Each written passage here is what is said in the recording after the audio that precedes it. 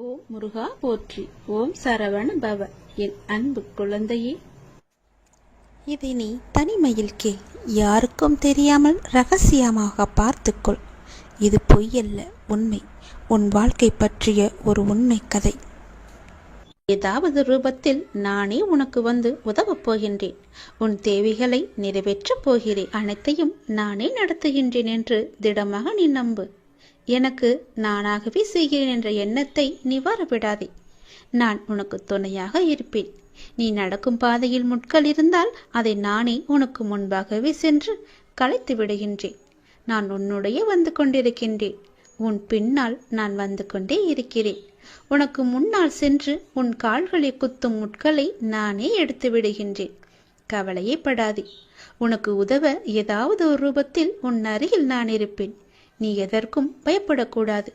உன்னுடைய தேவைகள் எது என்று நீ கருதுகின்றாயோ அதை எல்லாவற்றையுமே நானே நிறைவேற்றி தருகிறேன். நீ செய்ய வேண்டியது எல்லாம் நீ நல்லதையே நினைப்பது மட்டுமே. நல்லதை மட்டுமே செய்ய வேண்டியது. உனக்கு தீமை வந்தாலும் நீ செய்த நன்மை நிச்சயம் உன்னை காப்பாற்றும்.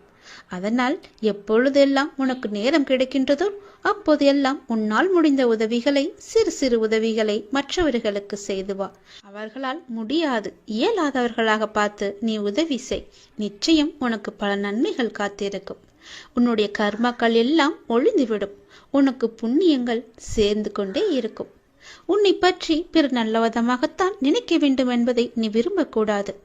உன்னுடைய இயல்பு எது என்றோ அப்படியே நீ இரு. உன்னுடைய இயல்பிலிருந்து மாறாமல் இரு. படைத்தவன் எனக்கு தெரியும் நீ சிறந்தவன் என்று. நான் உன்னை எப்படி படைத்தேனோ அப்படியே இரு. யாருக்காகவும் உன்னை நீ மாற்றிக்கொள்ள விரும்பாதே. யாருக்காகவும் நீ மாற்றிக்கொள்ள கூடவும் கூடாது. உன்னுடைய அப்பாவின் கட்டளை இது. நன்றாக வாழ்ந்தவன் கெட்டதும் இல்லை, துயரங்கள் எதுவும் நிரந்தரமும் இல்லை. அதனால் உன்னுடைய கஷ்டங்கள், இன்றைய கஷ்டங்கள் நாளையே இன்பமாக மாறும். அதனால் அதை நீ பெரிதாக எடுத்துக்கொண்டு இன்றைய இன்பத்தை நீ தொலைத்து விடாதே. எதுவரை போகட்டுமோ போகட்டும். உனக்கு நான் இருக்கின்றேன். மனம் தளராதே. அனைத்துமே ஒரு நாள் முடிவுக்கு வந்து சேரும். பிரச்சனை என்று இருந்தால் அதற்கு ஒரு தீர்வு என்று இருக்கும் அல்லவா? பயப்படாதே. எல்லாவற்றையும் உருவாக்கியவன் நான் தான். நான் பார்த்துக் கொள்கிறேன். எதிலும் பொறுமை, எங்கும் பொறுமை. உன்னிடத்தில் அனைத்து நல்ல பண்புகளையும் நான் கொடுப்பேன். உன்னுடைய கர்ம பலனை நான் கழித்து வருவதால் உனக்கு எல்லாமே தாமதமாகிறது. நம்பிக்கையை மட்டும் கைவிட்டு விடாதே. என்னை நம்பு. யார் விட்டாலும் நான் உன்னை கைவிடவே மாட்டேன். உன்னுடைய எண்ணங்களும் உணர்வுகளும் சிந்தனைகளும் செயல்களும் நம்மை சுற்றி இருக்கும் மனிதர்களுக்கு நல்லது மட்டுமே நினைக்கும், நல்லது மட்டுமே செய்யும் எனில் நீ என்னை தேட வேண்டிய அவசியமே இல்லை. நீ நல்லது செய்வாய் என்றால் நான் உன்னை தேடி நானே வருகிறேன்.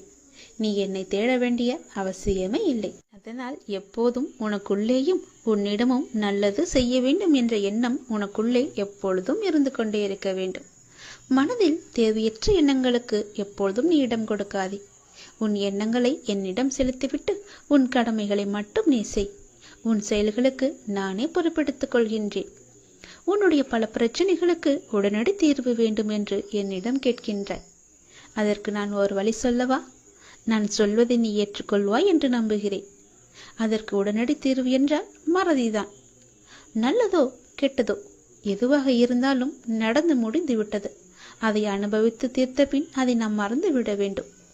எதுவும் நடக்காதது போல இருந்து கொண்டு புதிய ஒன்றை நாம் தேட வேண்டும். அந்த புதிய ஒன்று நம்முடைய ஆனந்தத்திற்கு நம்மை அழைத்து செல்வதாக இருக்க வேண்டியது அவசியம்.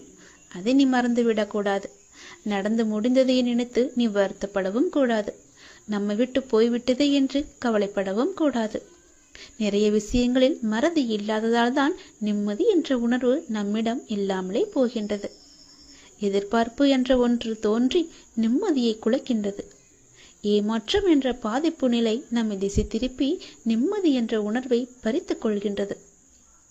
கோபம், பழிவாங்கும் எண்ணம் போன்றவற்றை அது தானாகவே தூண்டிவிடும். இவற்றையெல்லாம் தவிர்க்க வேண்டுமானால் நான் சொல்வது ஒன்றே ஒன்றுதான். நேற்றைய சூழலை இன்றைக்கு நீ மறந்துவிடு. யதார்த்தத்தில் மட்டுமே வாழ பழகு. அந்த நேரத்தில் மனக்கட்டுப்பாட்டை பிரயோகிக்க நீ கற்க வேண்டும். விஷய பாதிப்புகளை நினைத்து கொண்டிருக்காமல் மனதை கட்டுப்பாட்டுக்குள் வைத்துக் கொள்ள வேண்டும். நமக்கு பிடிக்காத ஒன்று நடந்தால் உடனே எதிர்ப்பை வெளிக்காட்டும் நிலையை மாற்றிக்கொள்ள வேண்டும். அமைதியாக இரு. அது நமக்கானது அல்ல. நம்மை பற்றி அவர்கள் பேசவில்லை, நம்மை விட்டு அது போகவில்லை என்ற எண்ணத்தில் நீ வந்துவிடு. பழிவாங்குதல் போன்றவற்றை செய்வதை நீ தவிர்க்க வேண்டும்.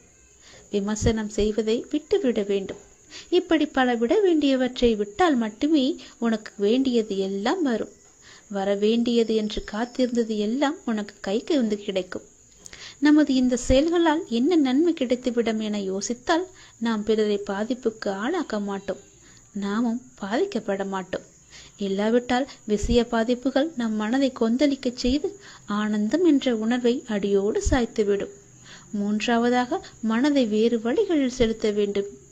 நடந்து முடித்ததையே நாம் நினைத்து கொண்டிருந்தால் நிம்மதி நம்மிடம் எப்போதுமே இருக்காது. நமக்கு கிடைக்கவும் கிடைக்காது. அது ஒரு எட்டா கனியாகவே எப்போதும் இருக்கும். மனதில் நமக்கு தெளிவும் பிறக்காது. எனவே நமது மனதை அந்த விஷயத்திலிருந்து மாற்றிக்கொள்ள வேண்டும் என்றால் நம் மனதை நாம் மாற்றிக்கொள்ள வேண்டும். அதை நாம் மறந்தே விட வேண்டும். என்றாவது ஒரு நாள் போனால் போகட்டும் என நினைக்கத்தான் போகின்றோம். அதை இப்போதே நினைத்து பாருங்களேன். அது நடந்து வெகு காலத்திற்கு பிறகு நினைக்காமல் உடனே நினைத்தால் விளைவு நன்றாக இருக்கும் அல்லவா? வாழ்நாளில் அனுபவங்களை நாள்தோறும் அனுபவித்துக் கொண்டே வருகின்றோம். அதை நினைவில் வைத்திருந்தால் நல்லது நடக்குமா? அதை அப்படியே விட்டுவிட வேண்டும். இதற்கு நம் மனதை மாற்றுவதே ஒரு சிறந்த வழி, மகத்தான வழி. நான் சொன்ன வழி உனக்கு நன்மையாக இருக்கும் என்று நம்புகிறேன். அதை நிச்சயம் கேட்டு அதன்படி நடப்பாய் என்று நம்புகிறேன். அதன்படி நடந்தால் நிச்சயம் உன் வாழ்வில் பல நிம்மதிகள் உன்னை வந்து சேரும். சந்தோஷங்களும் தானாகவே வரும். நிம்மதிக்கான வழியை நான் காமித்து விட்டேன். அந்த வழியில் போவதும் போவாமல் இருப்பதும் உன்னுடைய கையில் தான் இருக்கிறது, உன்னுடைய மனதில் தான் இருக்கிறது. எப்படி போக வேண்டுமோ போய்க்கொள். நான் சொல்வதை உன்னிடம் சொல்லிவிட்டேன். பிறகு உன் இஷ்டம்தான். உன்னுடைய வாழ்க்கையின் அடுத்த கட்டம் ஆரம்பமாகிவிட்டது. இது மகிழ்ச்சியாக உனக்கு பிடித்த மாதிரி நான் தருகிறேன். நீ எதை வேண்டி என்னிடம் வந்தாயோ அது வரும் அமாவாசைக்குள் உன்னை வந்து சேரும். நீ மகிழ்ச்சியாகவே இருப்பாய். இது சத்தியம். இது என்னுடைய சத்திய வாக்கு. கர்மங்களை எல்லாம் குறைத்து கொள்ள ஒரு எளிய வழி சொல்கிறேன். அதை நீ தைரியமாக அனுப்புவது மட்டுமே. நீங்கள் எப்போதும் என்னை நினைத்து என் மேல் நம்பிக்கை கொண்டிருந்தால் அதை அனுபவிக்கும் சக்தியை நான் கொடுக்கின்றேன். அது துன்பம் என்ற எண்ணம் உன்னில் ஏற்படாமல் நான் பார்த்துக் கொள்கின்றேன். உனக்கு நல்லது நடக்கும்படி நான் அதை செய்கின்றேன். நீ முதலில் பொறாமை என்கின்ற வேண்டாத குணத்தை பொறுத்தவரை நமக்கு எந்த லாபமோ நஷ்டமோ கிடையாது என்பதை நீ அறிந்து கொள்ள வேண்டும். பொறாமை என்பது இன்னொருவருக்கு கிட்டியிருக்கும் லாபமோ அல்லது பலம் கண்டு நமக்கு தாழாமல் ஏற்படும் எண்ணம்தான். வேறு ஒருவருக்கு ஒரு அதிர்ஷ்டமோ செல்வாக்கோ கிட்டிவிட்டால் நம்மால் அதை சகித்துக் கொள்ள முடியாமல் அவதூறாக பேசுகின்றோம். அவருக்கு நஷ்டம் ஏற்பட்டுவிட்டால் மகிழ்ச்சியும் அடைகின்றோம். இது நல்லதா? அந்த மனிதனின் வளம் பெற்றால் நமக்கு என்ன நஷ்டம் ஏற்பட்டுவிடப் போகிறது? ஆனால் ஜனங்கள் இப்படி சிந்திப்பதில்லையே. அவனுக்கு நலம் கிட்டினால் நாமும் மகிழ்வோம். நமக்கும் நலம் கிட்டியது, நாமும் பாக்கியசாலிகள் என எண்ணுவோமே. அதே நலம் நாமும் பெறுவோம். பெறுவதற்கு முயற்சி செய்து கொண்டே இருப்போம். அதுவே நமது விருப்பமும் தீர்மானமாக இருக்கும் வரை அந்த லட்சியத்தை எளிதாகவே அடைந்து விடலாம். நம்மிடமிருந்து அவன் எதையும் எடுத்து செல்லவில்லையே, ஒன்றும் கிடையாது. அவனுடைய கர்மாவின் பலனாக அவன் வளம் பெற்றான். அப்படி இருக்க அதை கண்டு நாம் ஏன் பொறாமைப்பட வேண்டும்? ஆகவே முதலில் பொறாமையை வென்று விட வேண்டும். அதை தூக்கி எறிந்து விடு. உனக்கு நெகிய வேண்டியதை நான் செய்கிறேன். உன் வாழ்வின் அடுத்த கட்டம் இந்த நொடி முதல் ஆரம்பமாகிவிட்டது. தை அமாவாசைக்கு பிறகு உனக்கு எல்லாமே நல்லதாகவே நடக்கும். உனக்கு இப்போது நன்றாக புரிந்திருக்கும். இதுவரை கடினமாக இருந்த முதல் பாகம் இப்போது மகிழ்ச்சியான இரண்டாம் பாகமாக மாறுவதற்கான அறிகுறிகளை நீ உணர்ந்திருப்பாய். அப்படி நீ உணரவில்லை என்றால் நீ வரும் நாட்களில் கண்டிப்பாகவே உணர்வாய். உன் வாழ்வின் அடுத்த கட்டம் மகிழ்வானதாகவே உனக்கு பிடித்த மாதிரியே இருக்கும். நானே அதற்கு பொறுப்பு. உன்னுடைய வாழ்க்கை முடிந்து போகவில்லை. உன் அமாவாசைக்கு பிறகுதான் உன்னுடைய வாழ்க்கையே ஆரம்பிக்க போகிறது. அந்த இனிதான வாழ்க்கையை வாழ, நீ சந்தோஷமாக வாழ, நீ நிம்மதியாக வாழ அதை நான் தயார்படுத்தி கொண்டிருக்கின்றேன். வரும் தை அமாவாசை என்று அது உன் கையில் கிடைக்கும்படி நான் செய்து தருகிறேன். கண்டிப்பாகவே அதில் பல நல்ல நல்ல மகிழ்ச்சியான சந்தோஷங்களை எல்லாம் நான் வைத்திருக்கின்றேன். அதை அனுபவிக்க நீ எப்போதும் போல தயாராக இரு. உனக்கு வெற்றி கிடைக்கும் நேரம் வந்துவிட்டது. மனம் தளராதே. நீ உயரமாக வளர்ந்து ஜோதியை போல ஜொலிக்கப் போகிறாய். சந்தோஷமாக இரு. நம்முடைய வாழ்க்கையில் தேடலும் தேவையும் தீர்வதே இல்லை. மனித வாழ்வில் எதிர்பார்ப்பின்றி ஏமாற்றங்களின்றி வாழ்க்கை துவங்குவதும் இல்லை, முடிவதும் இல்லை. அனைத்தையும் எதிர்கொள்வதிலும் ஏற்றுக்கொள்வதிலும் தான் அனைத்துமே அடங்கியிருக்கிறது. சூழ்நிலைகளை அனுசரிக்க பழகிக்கொண்டால் இவ்வுலகம் உங்களுக்கு பூஞ்சோலையாகவே மாறிவிடும்.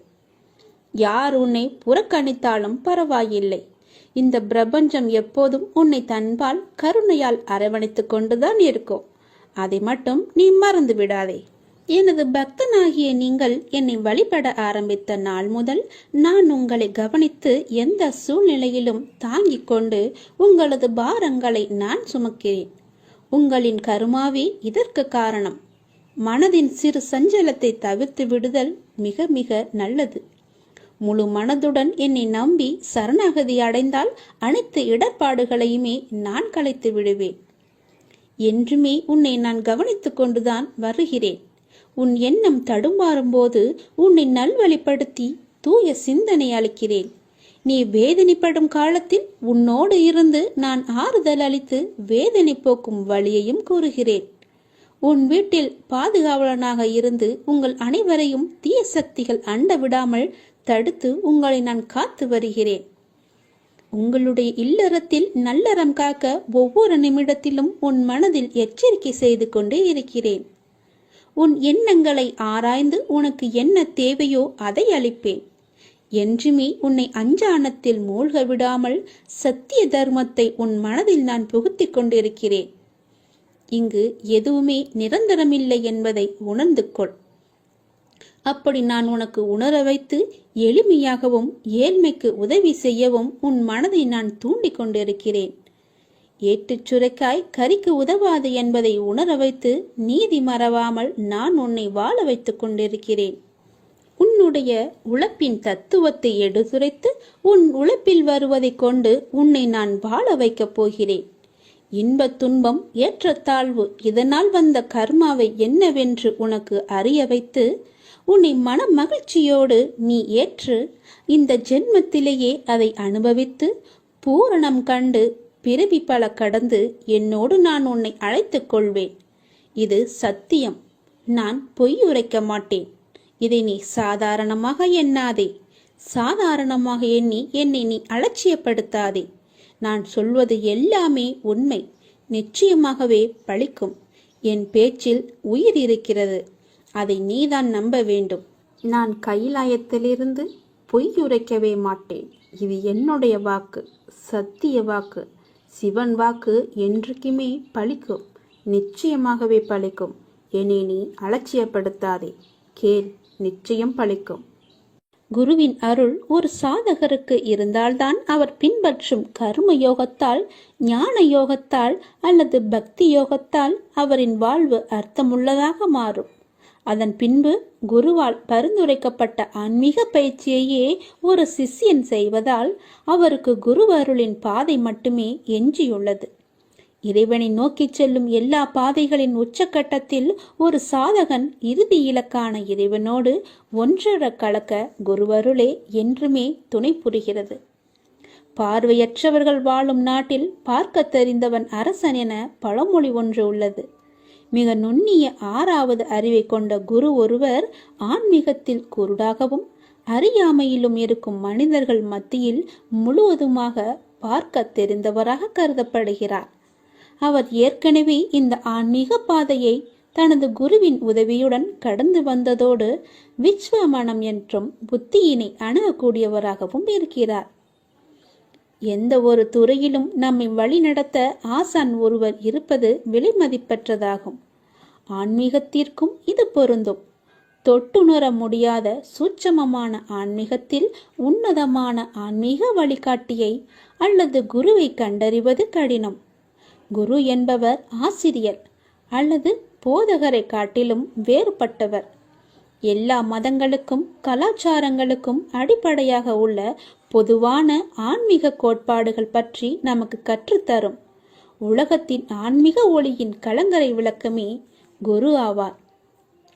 அஜந்தா ஓவியங்களும் எல்லோரா சிற்பங்களும் வேதங்களும் உபநிடதங்களும் காலத்தை வென்று நிலைத்து நிற்க காரணம், அவற்றையெல்லாம் படைத்தவர்கள் எந்த பாராட்டையும் பிரதிபலனையும் எதிர்பார்க்காமல் பகவான் ஸ்ரீ கிருஷ்ணர் கூறியது போல தங்கள் பணிகளை செய்ததுதான். இவை எவற்றிலும் அதை படைத்தவர்கள் பெயர் இல்லை. எதிர்காலம் எங்கள் பெயரை நினைவு வைத்திருக்க வேண்டும் என்கிற எண்ணம் அஜந்தா ஓவியங்களை வரைந்த ஓவியர்களோ எல்லோரா சிற்பங்களை வடித்த சிற்பிகளுக்கோ வேத உபநிடங்களை பாடிய முனிவர்களுக்கோ இருக்கவில்லை. ஒரு செயலை செய்கையில் மற்ற அனைத்தையும் மறந்து அந்த செயலிலேயே ஐக்கியமாகிவிட்டால் அந்த செயல் பரிபூரணமாகவும் மிக சிறப்பாகவும் அமைந்துவிடும் என்பதில் சந்தேகமில்லை. ஒரு கலைஞன் தன் கலையில் தன்னை மறந்து ஐக்கியமாகி விடுகையில் உருவாகும் படைப்புகள் காலத்தை வென்று நிலைத்து நின்று விடுகின்றன. படைக்கின்ற நேரத்தில் அவனுக்கு கிடைக்கக்கூடிய கைத்தட்டல்கள் பற்றிய எண்ணமோ, மற்றவர்கள் இதை எப்படி விமர்சிப்பார்கள் என்ற சந்தேகமோ அவனுக்கு ஏற்பட்டால் நிச்சயமாக அந்த படைப்பின் தரத்தை அது பாதிக்காமல் இருக்காது.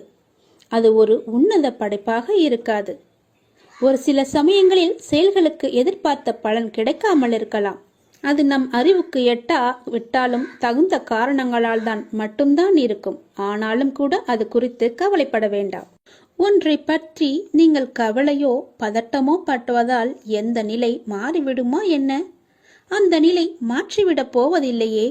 எனவேதான் பலனை குறித்த சிந்தனையை செயல்புரியும் சமயத்தில் அப்புறப்படுத்திவிட அறிவுறுத்துகிறேன். கிருஷ்ணனுடைய பற்றுடைய செயல் வெறும் செயலாக இருக்கையில் பற்றற்ற செயல் யோக நிலைக்கு உயர்த்தப்படுகிறது. எனவே நாம் இன்று இதை செய்தால் நாளை அது நமக்கு கிடைக்கும் என்ற எண்ணத்தோடு மட்டும் செய்யாதுங்கள். விழிப்புணர்வு என்பது நிலைத்த அறிவுடையவனுக்குத்தான் தொடர்ச்சியாக இருக்க முடியும். அப்படிப்பட்டவன் புலன் வழியாக எண்ணங்கள் பயணிக்க ஆரம்பிக்கும். முதல் கணத்திலேயே அதை உணர்ந்து அந்த எண்ணங்கள் பலப்படும் முன்னர் அவற்றை அழித்து விடுகின்றான். களைகளை முளைவிடுகையிலேயே பிடுங்குவது சுலபம்.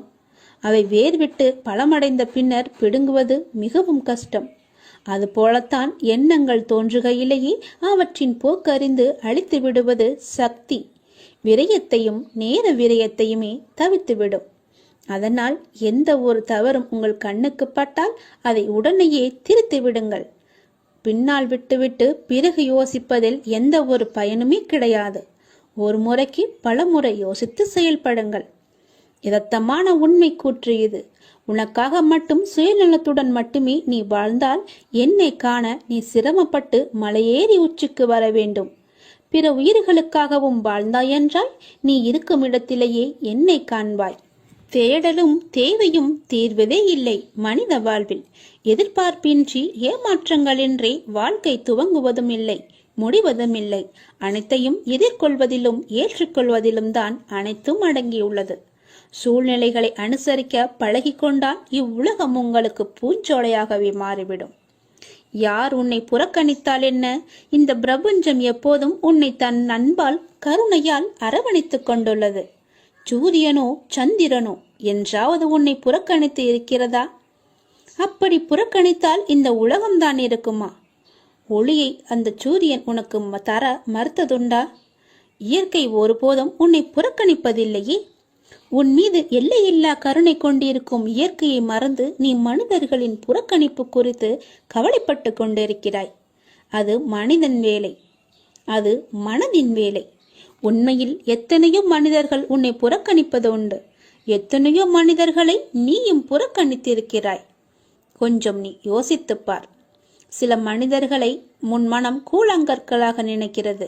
சில மனிதர்களின் புறக்கணிப்பு உனக்கு வலியை தருகிறது. சில மனிதர்களை மனம் விலையுயர்ந்த வைரம் போல் மிக உயர்வாக நினைக்கிறது. அவர்களின் அன்பிற்கும் அங்கீகாரத்திற்கும் ஏங்குகிறது. கூழாங்கற்களால் புறக்கணிப்பு ஏற்பட்டால் அது வலியை தருவதில்லை. ஒரு வைரத்தால் புறக்கணிப்பு ஏற்பட்டால் அது வலியை தருகிறது.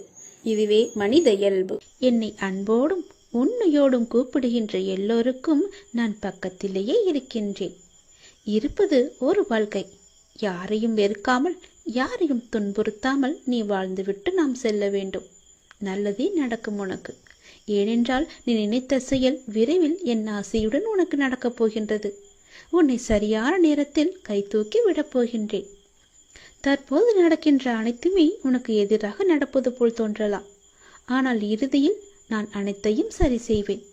என்னுடைய நேரத்திற்காக நீ கொஞ்சம் பொறுமையாக காத்திரு. அனைத்தும் உனக்கு வெற்றியாக அமையப் போகிறது. உனக்கு வெற்றியாய் அமைய நான் என்றுமே துணை இருப்பேன். சில நேரங்களில் நீ தனியாக நடக்க வேண்டும். ஏனென்றால் நீங்கள் கூட்டமாக நடக்கும்போது அந்த பாதையை நீ இழக்க எப்போதும் வாய்ப்பு இருக்கின்றது. அதை மறந்து விடாதே. கூட்டமாக நடக்கும்போது யாராவது ஒருவர் பின்னே தள்ளிவிடுவர், அல்லது முன்னே தள்ளிவிடுவர், அல்லது பக்கமாக தள்ளிவிடுவர். அதனால் நீ எப்பொழுதும் தனியாகவே நடக்க கற்றுக்கொள். எனவே நீங்கள் தனியாக நடந்து சென்றால் எதற்குமே வருத்தப்பட வேண்டாம். உனக்கு யாரும் துணை இல்லை என்றும் நீ கவலைப்பட வேண்டாம். உன் அருகிலும் உன் பக்கத்திலும் எல்லா புறமும் நான் உன் கூடவே வந்து கொண்டிருப்பேன். ஏனென்றால் நீங்கள் இலக்கை அடைய நான் விரும்புகின்றேன். அந்த கடவுள் விரும்புகின்றார். உன்னுடைய இலக்கு எது என்று அறிந்து நீ சென்று கொண்டிருக்கும் பாதை சரியான பாதையே. அது உனக்கு கிடைக்க வேண்டும் என்பதற்காகத்தான் நான் ஆசைப்படுகின்றேன். உன்னுடன் நான் இருக்கின்றேன் என்ற நம்பிக்கையோடு இரு. எல்லாமே உனக்கு நல்லதாகவே நடக்கும். நீ கொஞ்சம் அமைதியா இரு. உன்னுடைய சோகம், உன்னுடைய கண்ணீர், உன்னுடைய மனவலி, உன் மனவேதனை அனைத்தையும் நான் அறிந்து வைத்திருக்கின்றேன். அது எல்லாவற்றையும் நான் சரி செய்கிறேன். நீ கவலைப்படாதே. உனக்கான நிம்மதியை நான் நிச்சயம் தருவேன். நீ எல்லாவற்றையும் தேடி சென்ற காலமெல்லாம் விலகிவிட்டது. அனைத்துமே உன்னை தேடி உனது வருகைக்காக காத்திருக்கும் நேரம் இது. நீ அழைக்காமலேயே நான் உன்னை தேடி வருவேன். ஏனென்றால் நீ என்னுடைய பிரியமான குழந்தை. நீ எதை தேடி இத்தனை நாட்கள் அலைந்து திரிந்து கொண்டிருந்தாயோ அது உன்னை தேடி தானாகவே வரப்போகிறது. காத்திரு, பொறுமையாக இரு, அன்பாக இரு, பாசமாக இரு. உன்னை தேடி அது வந்து கொண்டிருக்கிறது. விரைவாகவே உன் கையில் கிடைக்கும். நான் சொல்கிறேன், மீண்டும் ஒரு முறை சொல்கிறேன், நீ எப்பொழுதும் தனியாகத்தான் நடக்க வேண்டும். எது செய்தாலும் தனியாகவே செய். அதுதான் உனக்கும் உன் வாழ்க்கைக்கும் நல்லது. உன் அப்பா நான் சொல்வது உன்னுடைய நன்மைக்காக மட்டுமே.